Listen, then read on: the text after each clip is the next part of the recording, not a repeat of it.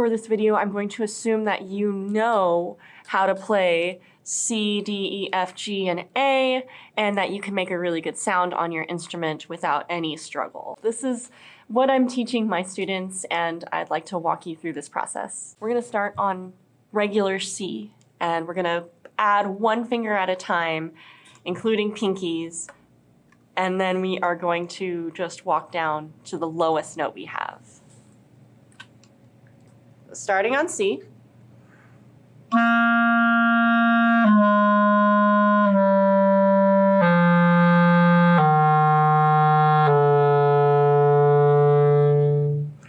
And that is low E. You cannot hit a middle B unless you can play the low E. Your goal, if you are having trouble getting that low sound, is to make sure, double check your fingers and make sure they are covering the holes all the way. When I played that, it wasn't actually my best example of covering the holes all the way, so I'm gonna do that again for you.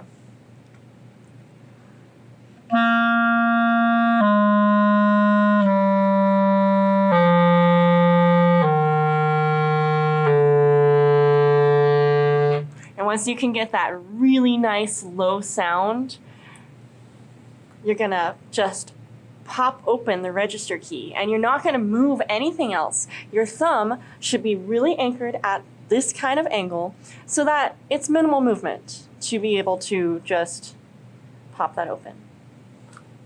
So I'm gonna go.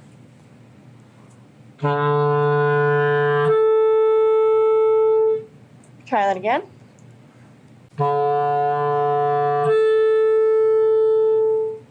If you're using a method book to learn these fingerings, it might be a little confusing because you're going to see alternate fingerings. For starting out, I recommend having your right pinky on this far button on the top row and your left pinky on the inside. Because that way, between B and C, all you have to do is B and then let go for C. So go ahead and try that on your own. Well, we can do that together. Let's do quarter notes. 1, 2, 3.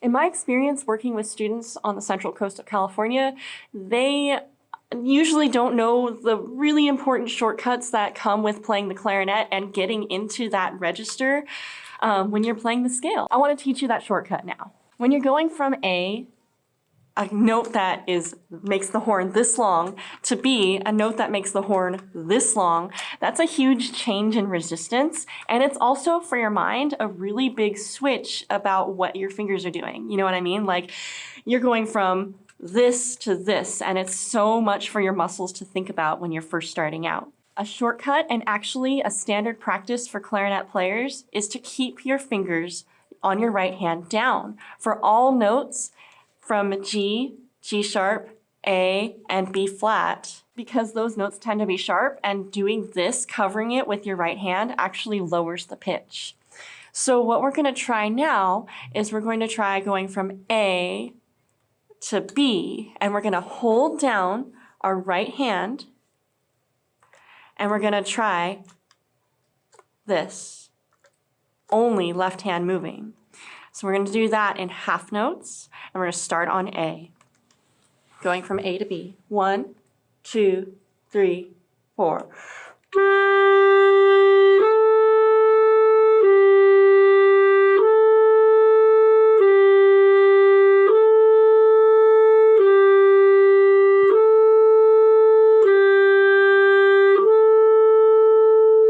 Really important when you practice doing those notes, in between those notes, that you're doing it in one breath. You're not changing anything here, okay? Especially on the outside. You might experience a difference in resistance between the A and B, but right now we're just working on making the notes speak, okay? And you're gonna notice that it sounds really different, like the two notes are gonna sound really different from each other. That's okay right now. Eventually your goal is to get them to sound as even as possible.